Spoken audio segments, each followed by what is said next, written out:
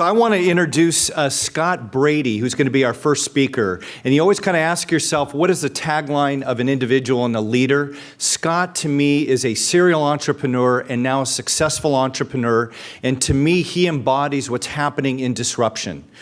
Companies, venture capitalists that are looking outside in at industries and saying where are these opportunities going to exist. Scott is a founding partner of Innovation Endeavors, which is Eric Schmidt's venture fund, as many of you know. He's been a serial entrepreneur in several ventures.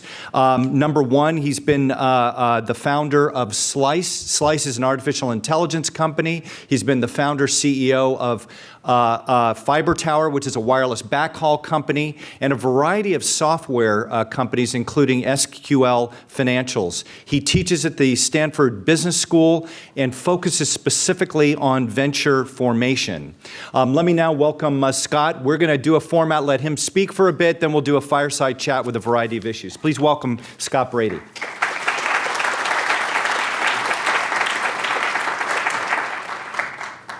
It's a huge honor to be here. I was fortunate to have Terry in my class a few weeks ago, and he grabbed me afterwards and said, hey, we're having this small, intimate gathering at UCLA. If you want, you can come down and share some of your thoughts. And then I got the invitation. I'm like, oh, wow. I guess UCLA, everybody, it's a little bit bigger. So what I thought I would do is share some observations. Through my day job today, working at Stanford, teaching as part of the Center for Entrepreneurial Studies, and then also through my work as a venture capitalist, I feel like we've built a prepared mind about this intersection of computer science and traditional industries that I think is fairly unique, and I wanted to share some of that with you. So what I'm going to do this morning is I'm going to share some opening remarks just about what do we think that's actually happening, and then I'll come back, and I think the best way to cut through the jargon, and we use these terms around data science so liberally, is I want to share with you examples. Let's find specific companies that are doing things today that weren't possible previously using these technologies. And let's use that as a method of trying to understand what's the state of the art today. Okay? So first off, it's a huge honor to be here. Very excited. Thank you, Terry. I think we live at an amazing time in history. The pace of technology change. Let me show you a quick slide. This is a slide from the World Economic Forum. And one of our observations is that the pace of technology change is actually accelerating. You feel this. I mean, if you think about the number of disruptions that your parents or your grandparents may have seen in their lifetime, and you think about the level of technology waves that you're dealing with today in your own lifetime, things are in fact accelerating. What's interesting is that this allows us to tackle some of the hardest problems in the world that have never been addressable. So this technology is giving us capabilities that we've never previously had. It's being driven by technologists, by biologists, by genomics. It's being driven by engineers. But what's interesting is it's intersecting traditional industries in a way that we've never seen. We're seeing disruption in industries as wide-ranging as agriculture, space, and even healthcare. So I think what's interesting is, why don't we step back for a second and let's figure out why now? What is it about today that's causing this disruption to begin to hit? And I think the first thing is, there are three things.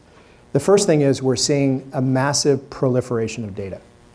Through the digitization of the physical world, we now have access to levels of information and granularity that have never been available before. It's allowing us to describe the world in unique ways, and it's giving us a longitudinal view of information. The second piece is the intersection of ubiquitous computing.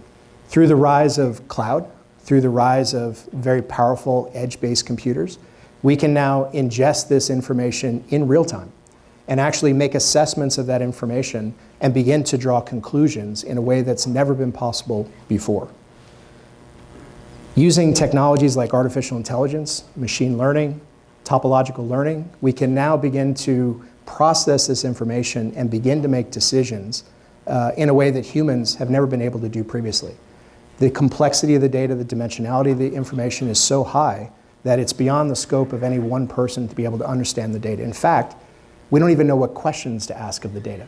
So now we're using these tools, these algorithms, to actually manage this information. And rather than asking questions of it, we're allowing patterns to emerge in that information. And that's what's allowing us to make new and better decisions. The final piece, and one I think is maybe most interesting, is the rise of robotics and automation.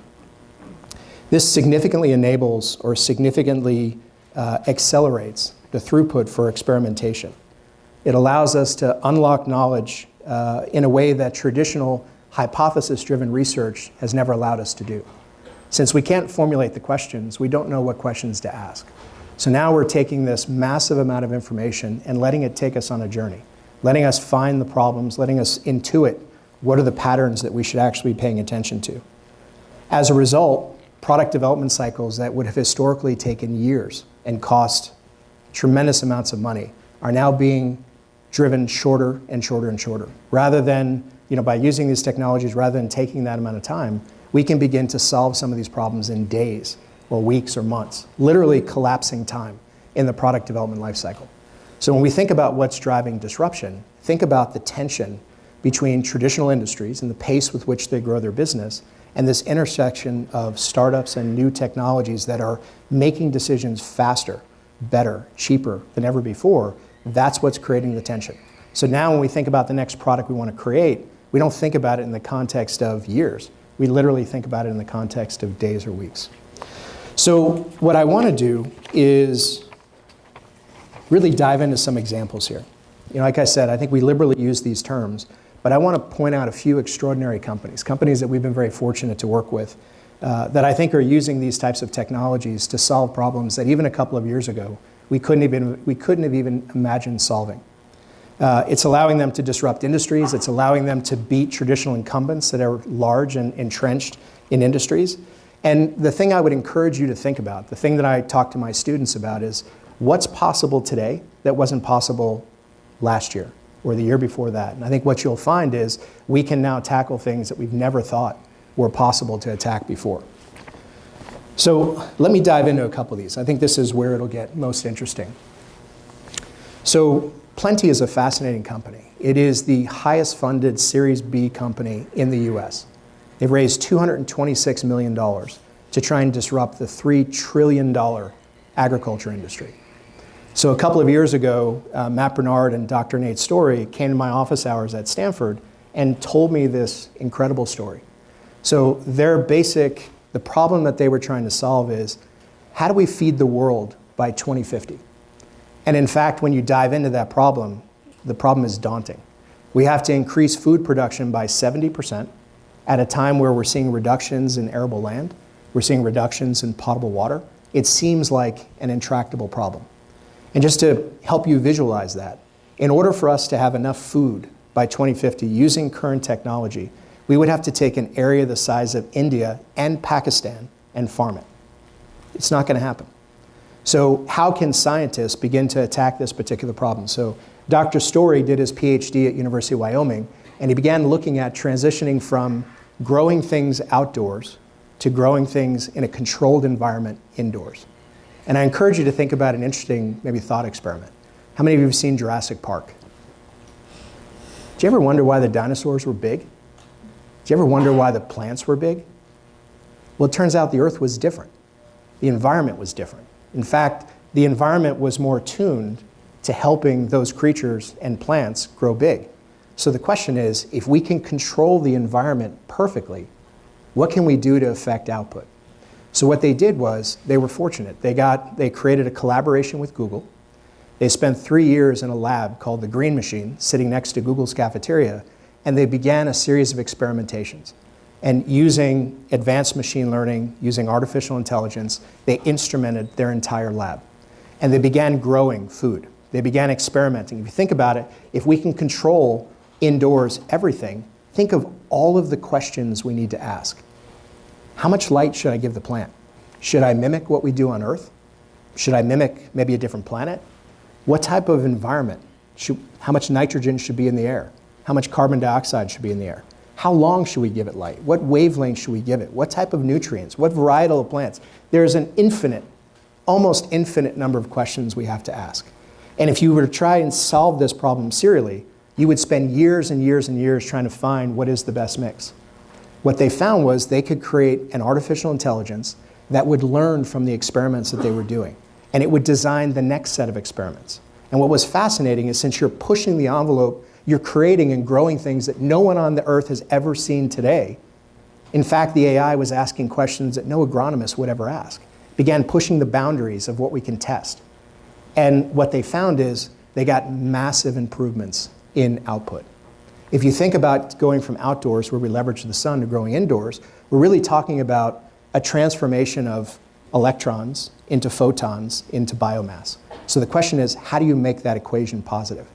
So in the world today, an average acre of land generates enough calories to feed roughly 2 people per year. When they left Google and came to my office at Stanford, their technology in that same acre of land could feed 700 people. Think about that. Now we don't have to think about growing food in the 5 Mediterranean climates around the world and then shipping it thousands of miles. We can actually begin to take the technology and bring it where you live. We can put it in major cities. Rather than eating food that was grown in an industrial farm using pesticides and things that you don't want to put in your body and traveling thousands of miles, we can grow it where you live. We can maybe give it to you. You can put it in your refrigerator the day that it's harvested. This is a radical breakthrough. And quite frankly, there were a couple of things that enabled this. One was billions of dollars invested in LED technology that had nothing to do with the agriculture industry, that was for automotive, that was for residential, that was for industrial, that suddenly made the cost curve on this technology feasible for this particular problem. And then the final piece was an AI architecture that allowed us to understand the complexity of the problem. This, I don't believe you can be a parent. I don't think you can be a citizen of this world and not understand the gravity of what this type of technology can do. And if we didn't have this, quite frankly, I would be concerned. I don't know how we're going to solve the problem by 2050. So this is the first example of a company that's leveraging this technology to do something extraordinary. The second one is fascinating. When Eric and I and Jor first started our venture firm, we ran into Will and Robbie, 2 of the founders of Planet Labs. They were rocket scientists at NASA. One's an astrophysicist. And they began thinking about the future of how we collect information. And if you think about the time, maybe 5 or 6 years ago, when we thought about satellites, we really thought about something the size of a school bus. It's hard to imagine the size of things we actually put in space. But imagine a satellite that weighs 6,000 or 8,000 pounds. It takes years to build. It takes years to test. And then it's extraordinarily expensive to put in space.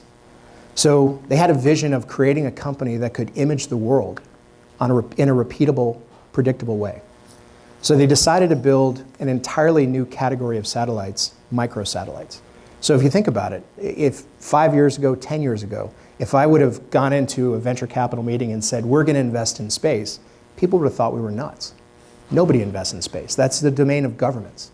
In fact, Skybox, one of the competitors of Planet, was one of the first private companies in the US to get authorization to put satellites in space. So what they did is they got very clever. Rather than building a multi-thousand-pound satellite, they built satellites that were roughly 10 to 20 kilograms. And because they came from NASA, they understood the work that had been done previously on the International Space Station. So they did something very clever. They designed a satellite that could fit into the resupply modules that would go up on the Soyuz rockets and go up to space.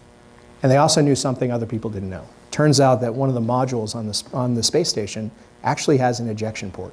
I have no idea why they built an ejection port, but it has one. So they built a satellite that could go up in the resupply module, be taken by an astronaut, walk it over to the ejection port, put it in, and launch a satellite. You want to see what it looks like? Do you want to go ahead and play the video? 4, 3, 2, 1.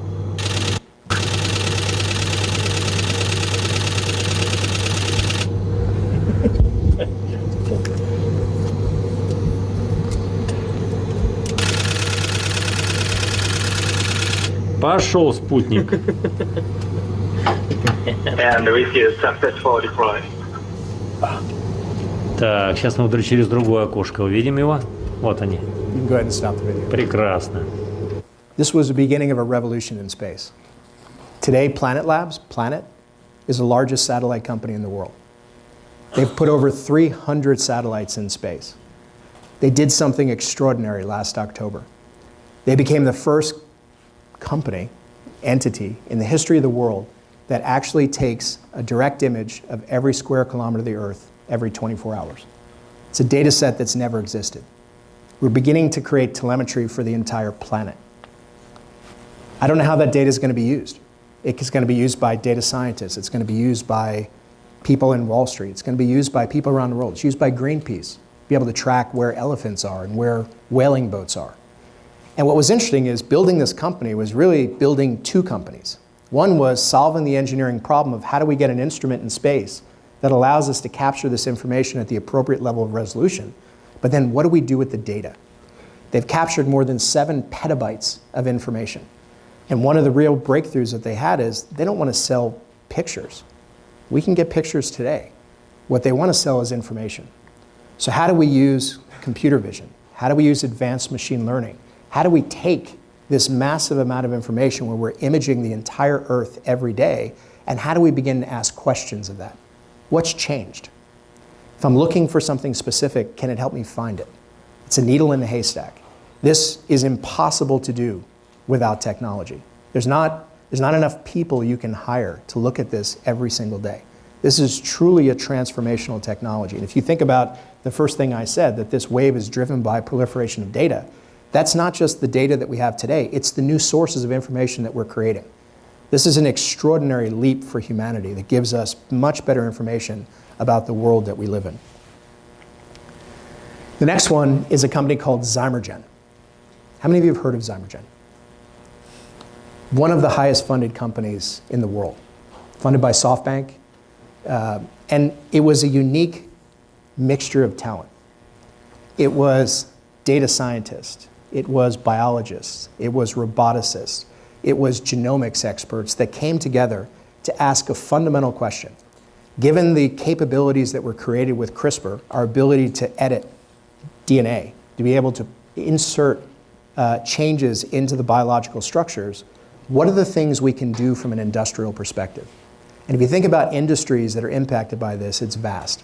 So one of their first customers was an agricultural company that one of their products that they developed, the actual production process for that product was based on a microbe. There was a fermentation process that they went through.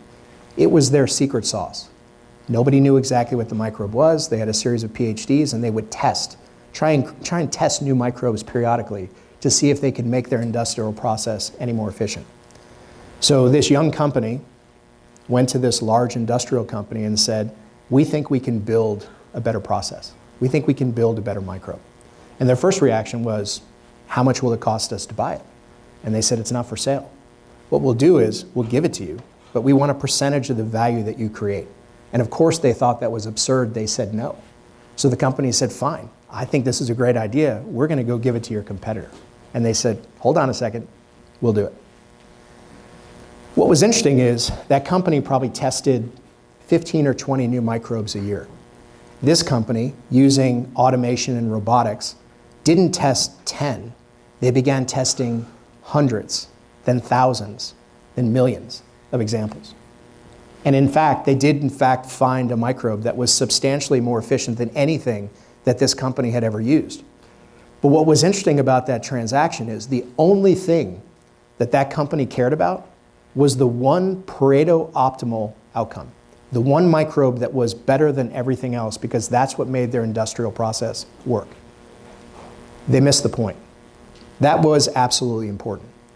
What was also important was, let's say in the 1 million tests that they ran, the 999,000 things that they tested that didn't work. The exhaust from that experimentation is the fuel that drives this type of innovation. So now when this company went to go answer the second question for the next company, they didn't start from zero. In fact, they started with this massive amount of information. Today, Zymogen has collected more biodiversity information about the structure of these types of technologies than anyone else in the world. If you think about the inherent barrier that they've created, if you want to start from scratch and try and compete with them, you lack all of this information. And this is actually a key thing in science that's changing. We celebrate the things that worked. Those are the things that get published. The reality is that we need to publish everything. We want what worked. We want what didn't work. We want the stupid ideas. We want the smart ideas. Because we can build algorithms that will lean on that capability to do the next amazing thing that we want to do. It's a fundamentally different way of thinking. And in fact, they're capturing massive market rewards because of that. Let me talk about one last one. We've all seen the impact of the change in e-commerce. We've seen the rise of Amazon. We've seen the changes that people expect in the e-commerce experience. It's no longer good enough to get it in 2 days. Now we want it delivered immediately.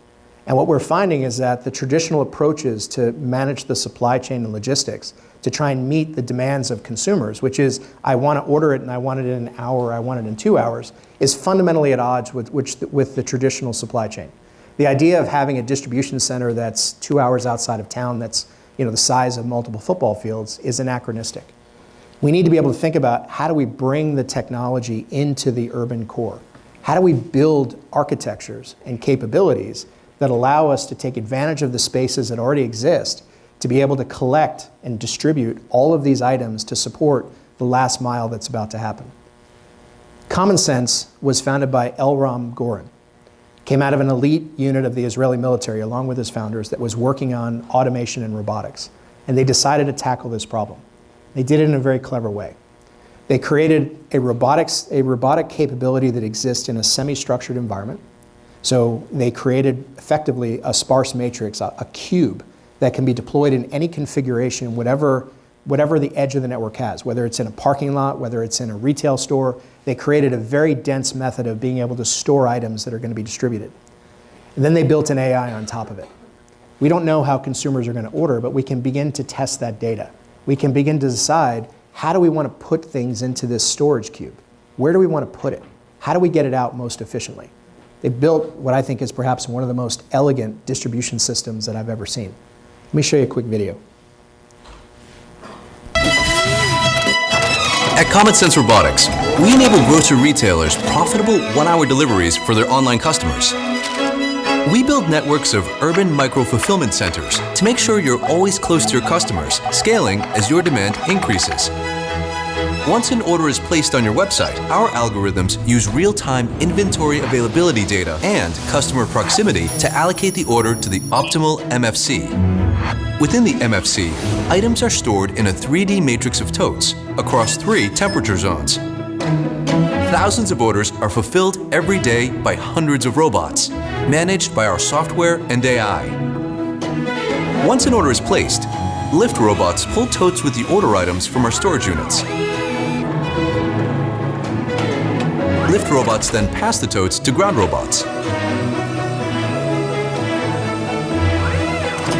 Totes line up in the optimal order for packing, to then be carried to the touch point. Once the order is complete, ground robots carry the order totes to the terminal to be dispatched for delivery. A typical order is ready for delivery in less than 5 minutes, enabling you to deliver to your customers within 1 hour. Every piece of our solution is designed to enable you to achieve speed, savings, and scalability. 5-minute fulfillment, profitable 1-hour delivery, pay as you go. Common Sense Robotics. Get fresh, faster. This is a young startup. They've already got contracts for more than $1 billion worth of business. This is an extraordinary technology, and again, for all 4 things that I've showed you, these companies couldn't have existed even a couple of years ago. It's only because of advancements in robotics and semi-structured environments, computer vision, machine learning, artificial intelligence, our ability to asymptotically store at low cost, the ability to process information at asymptotically low cost as well. That's the fuel that's driving this type of innovation. So I think, and I think our firm believes, that over the next 10 years, you're going to see an entire new wave of disruptive companies. No industry is safe. I think large corporations have to figure out how to incorporate this, but at the same time, it's about agility. Whoever can process the information, create new information, and move quickly enough will create massive opportunities. And that, personally, is what we're most excited about. So let me step over with Terry. Excellent. Scott, thank you, first of all. What an expansive view about where areas of disruption and innovation happen. And you basically have kind of made a case that we've got this perfect storm of availability of data, the ability to store data, the ability to analyze it, et cetera. You see a lot of companies that are pitching you to basically get funded. How do you think about what industries are ripe for these areas of innovation and disruption? How would you prioritize them?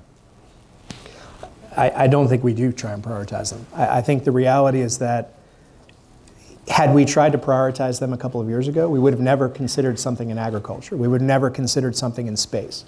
We would have never considered something in industrial biology.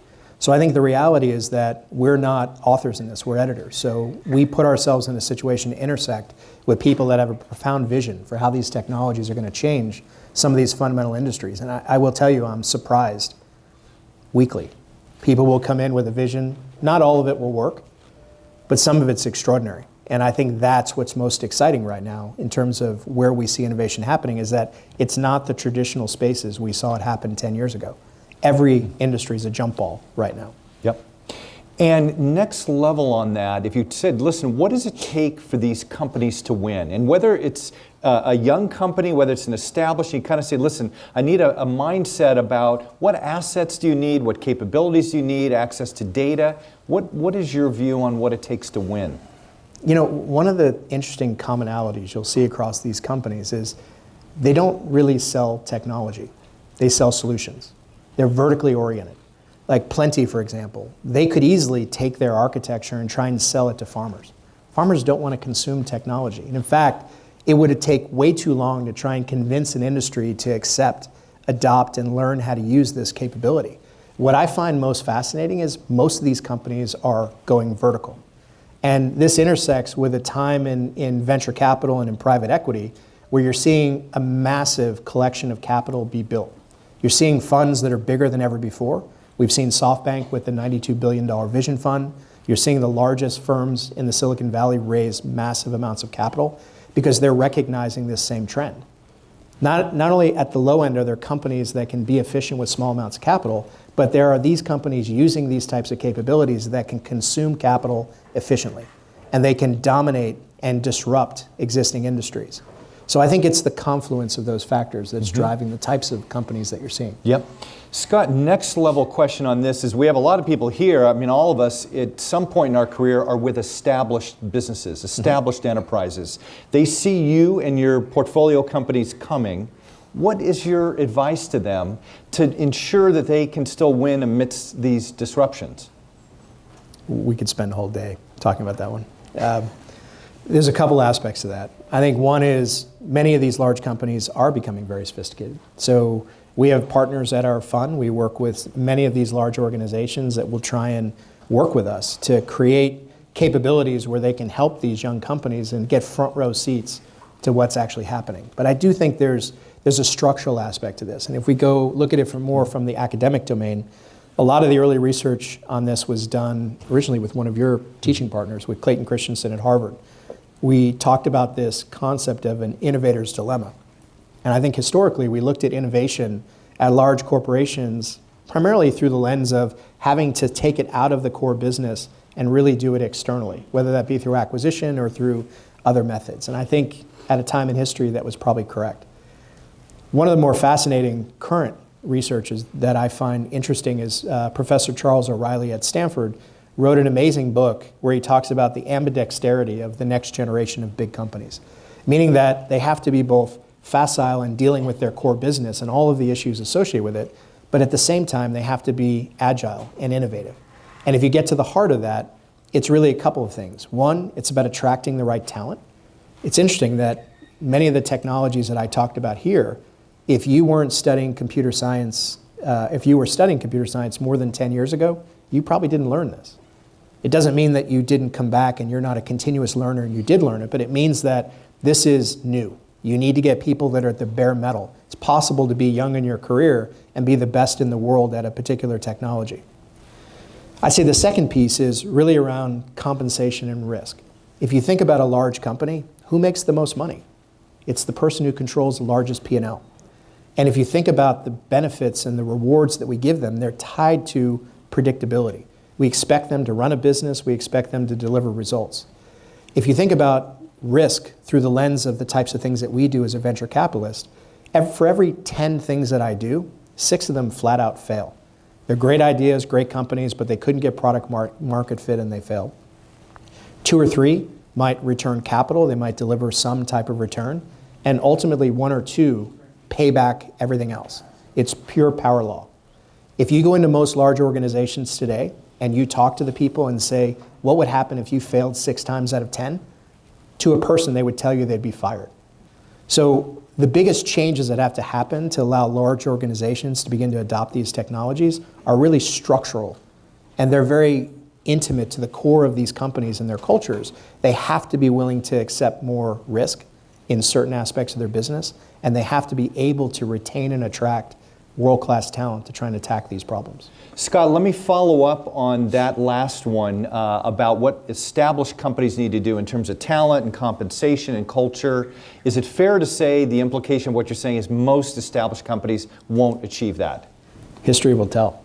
Okay, I'll take that as a yes. Yeah, I mean, I think you are seeing companies, there are some companies being innovative. When in Charles O'Reilly's last book, he talked about IBM.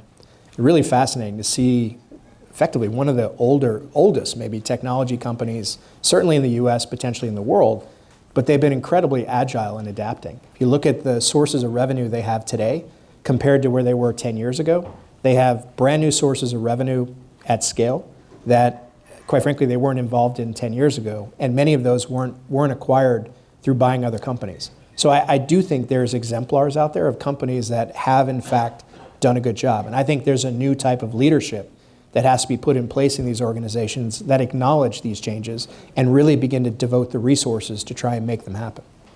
Let me ask you on a specific industry. We have a fair number of people here that are from media and entertainment. If you were to pull out your crystal ball about what will happen with disruptions there and areas of innovation, what would be your thought there? I think it's massive. I met with a team from Google a few weeks ago. And one of the folks had recently left. And their area of focus was beginning to think about the intersection of computer science, computer vision, traditional media. And they were asking the basic question of animation has gotten so good, at what point do we no longer, can we create everything synthetically? When can we create movies that are completely generated, that seem photorealistic, where you can't determine what's real and what's synthetic? How far away is that future? And then if you think about it, the more I know about you, what if I can create a unique movie for every single one of you? The way you view something is different than the way anyone else views it. It's completely one-to-one. Can we do it today? No. Does anybody in the room doubt that we'll be able to do this at some point in the future? That seems fundamentally disruptive to me. I'm not equipped to do it. I'm probably not equipped to invest in it, but I think it's certainly a possible future that could happen. Interesting. Without getting too ethereal here, but what happens to the future of work and leaders and all of that if a lot of what has been either creative or analytic or whatever it can be done in an automated way? What is our future? Who's to say that that's not the future of creativity? So if we were having this conversation, let's say 120 years ago, when I think 80, maybe 90% of the population was involved directly in agriculture. If I had told you that in 100 years, 3% of the population would be involved in agriculture, you would think it was the end of the world. What are all those people going to do? The reality is people are incredibly adaptable. And when we can use technology to do the things that either we don't need to do, don't want to do, or dull, dirty, or boring, we can begin to do higher order things. We can become more creative. So I don't see this as a replacement. I see it as a catalyst. It's an accelerant that allows us to do things that haven't been possible previously. Mm-hmm. Great. Anybody that has a question, please come up to the mic. You have a question there? Yeah, please. I was just wondering, as a venture capitalist, how would you describe good traction in a startup? It depends. So I was fortunate. I had Andy Ratcliffe in my class. What day is it? Friday? On Tuesday. And Andy teaches a product market fit class at Stanford. And his domain is more consumer focused than the stuff that we do. Ours is very science oriented. And his comment that he gave to the students was very clear. The only way that you know that you have fit is when you see virality, when you're seeing exponential organic growth. And I think for most companies, they confuse and conflate the idea that somehow they can spend money to get customers. It's really the resting growth rate. It's the thing that your business or your product does when you're not applying capital to it. That's when you begin to see whether or not you have product market fit and whether you have the ability to be a disruptive entity.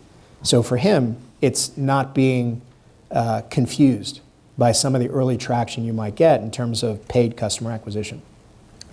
Thank you. Good. Yes.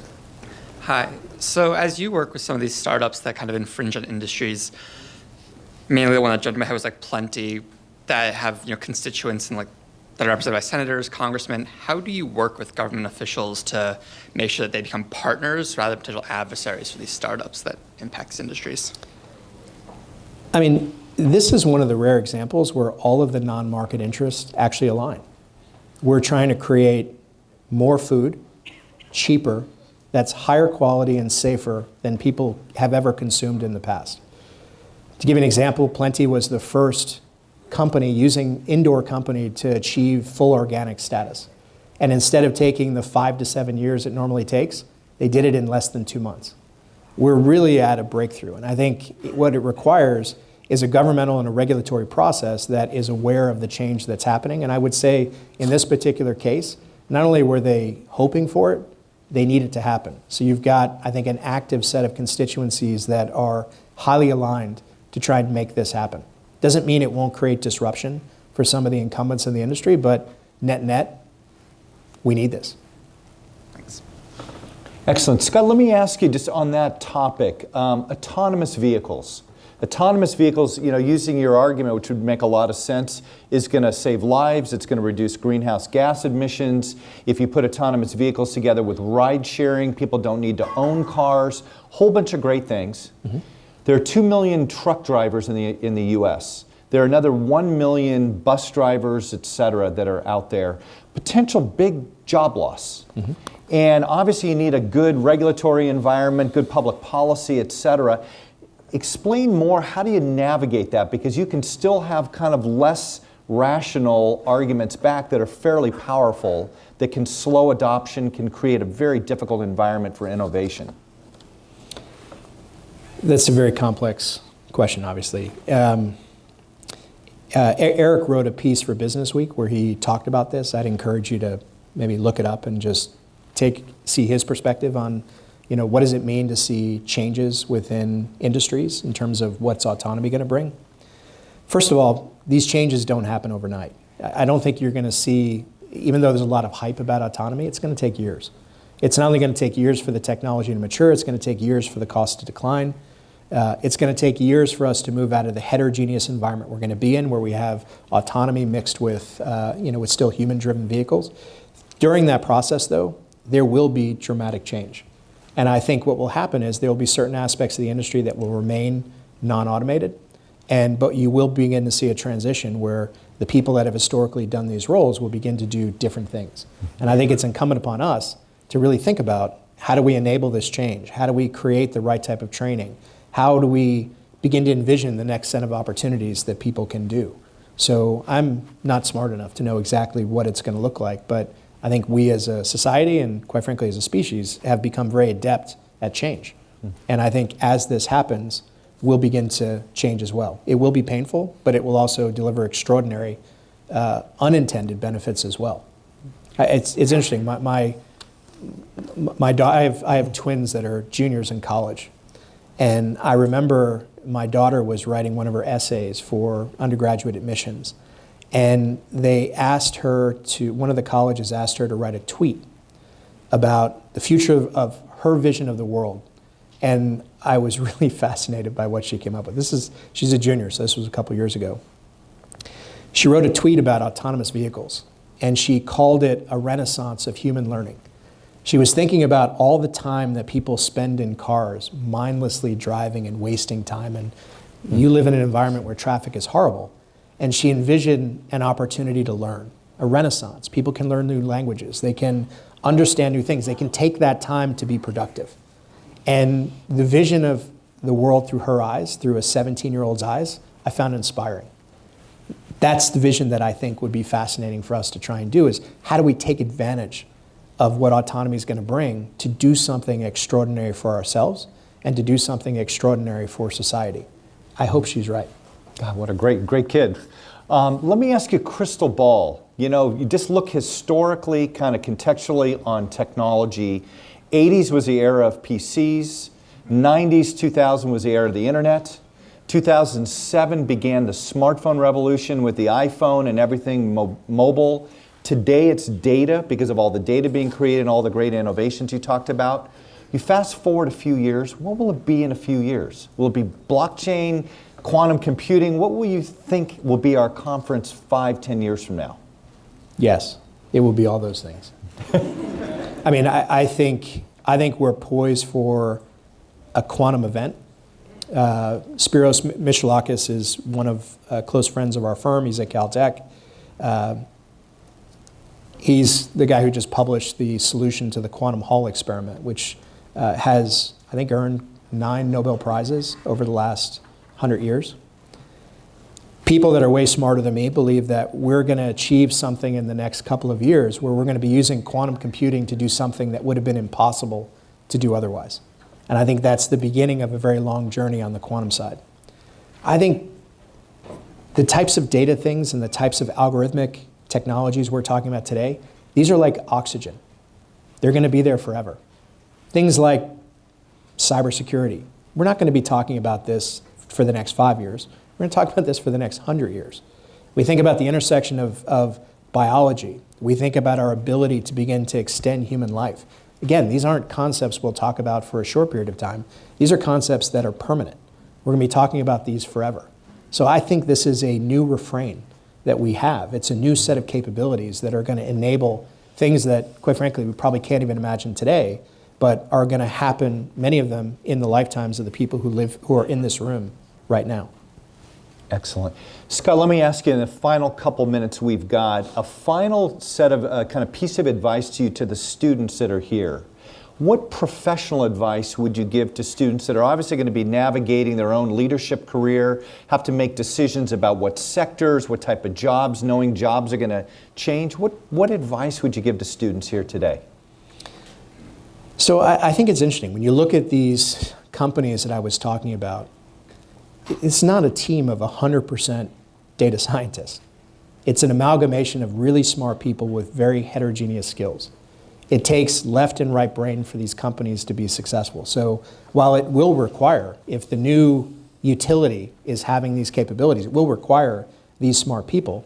It's going to require the people that can think about product, the people that have empathy for customers, the people that can sell it. I don't think that the basic demographics of these companies change radically. I think the culture and the focus of these companies change radically.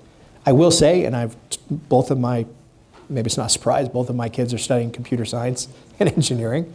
I think you have to be fluent in it doesn't mean you need to be the world's expert in it, but I don't think you can be a part of this coming wave if you don't have fluency in these capabilities. It doesn't mean you have to go get an advanced degree in it, but it means that you have to be a continuous learner.